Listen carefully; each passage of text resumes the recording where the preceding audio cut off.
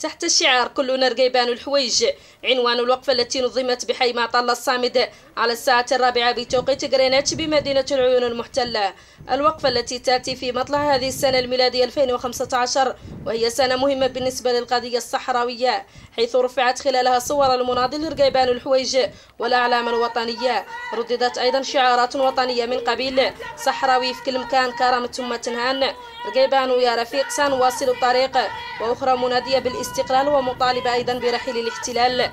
رقيبان الذي تعرض نهاية السنة الماضية إلى شتى أنواع التعذيب والتنكيل والإهانة، والأخطر من ذلك تعرضه للاغتصاب على يد الجلادين المغاربة والرمي به خارج المدار الحضاري.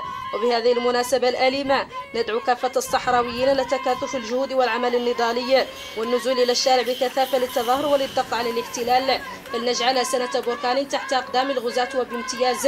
يا جماهير شعبنا هب هبة رجل واحد، إن الغزاة يعيشون آخر أيامهم، فلنزلزل الأرض بالمظاهرات المطالبة بالحرية والاستقلال. وما تخبط سياستهم الخارجية إلا ضغط كبير أبانت عنها الضربات الموجعة التي قدمتها لهم الجبهة الشعبية رائدة كفاح شعبنا في جميع المجالات الحقوقية والدبلوماسية الثقافية والرياضية. وما رفض المغرب لتنظيم كأس إفريقيا إلا نتاج ما ذكرناه، فلنكن في الرياضة ولنضرب ضربة رجل واحد كي لا يتكرر ما وقع للمناضل رقيبان الحويج وجميع أبناء شعبنا الأبي الذين يعيشون تحت غطرسة الاحتلال وجبروته.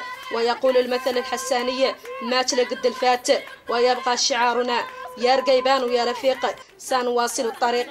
صالحة بوتنجيزة، العيون المحتلة.